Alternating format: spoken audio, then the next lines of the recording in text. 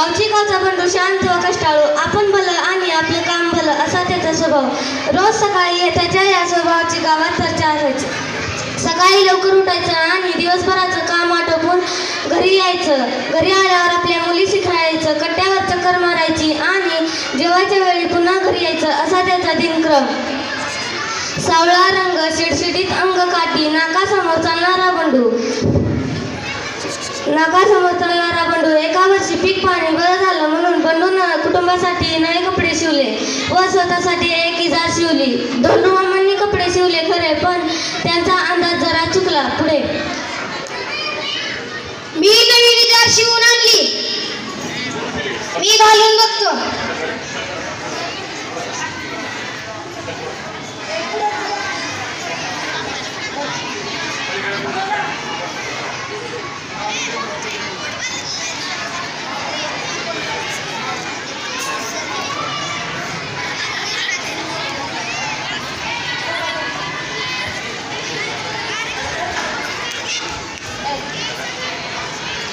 अरे देवा, माझी इजार तर लांब झाली. चांगली 4 बोटं लांब झाली. आता पुन्हा ढुंडू मामाकडे जायचं म्हणजे पंचायत चाली.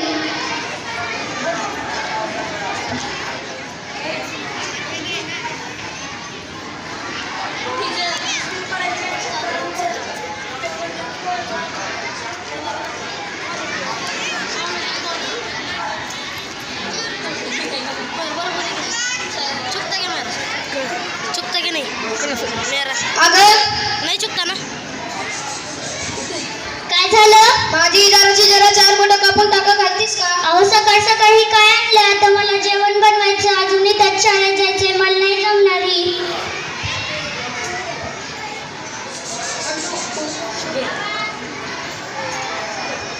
सुबे, माझी इजाराचे जरा 4 बोटं कापून टाका, घालतीस का? नाही दादा, मला केवढा अभ्यास पडला, आता कॉलेजची वेळ होईल. तू आईला सांग की. आई गाई, माझी इजाराचे जरा 4 बोटं कापून टाका, घालतीस का? ठेव तिकडे तुझी इजा, इथे वैरण कापून वळवून आईने इजारे का कोणाला फेकली. बंडू हिरमुसला होऊन शेताकडे गेला.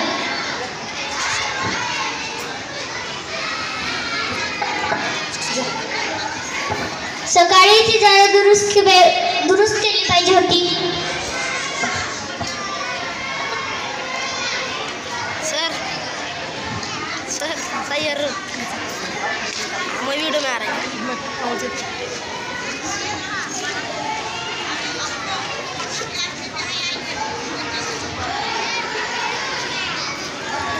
मुखदर्शनी नाटक आहे, लक्षपूर्वक पहा.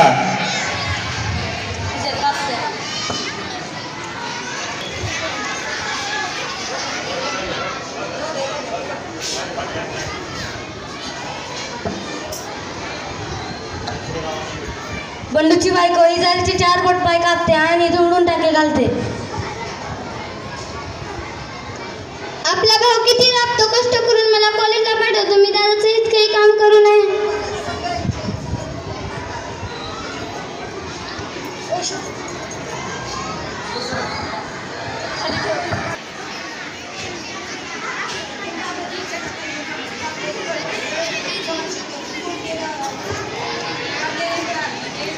त्याचे 4 बोट पाय कापते आणि धुंडून टाके घालते.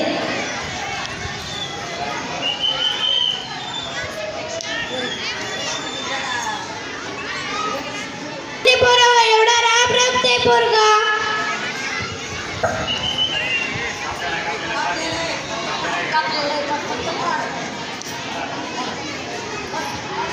धुंडून टाके घालते.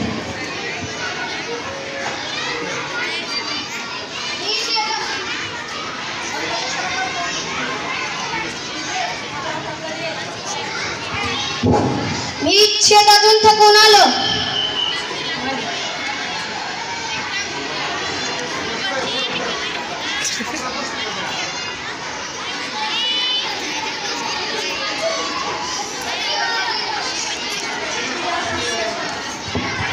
अरे देवा, माझी इजार तर टाकून दिलेली. आपलं काम आपणच केलेलं बरं.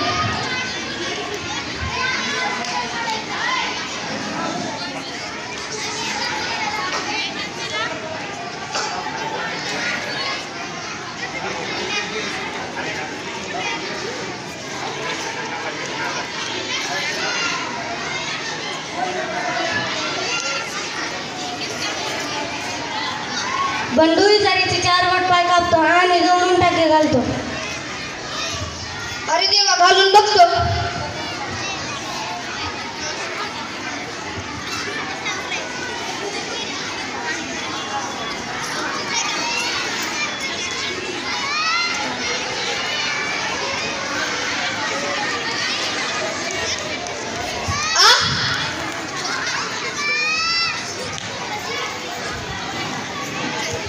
सगळेजण आश्चर्याने पाहतात.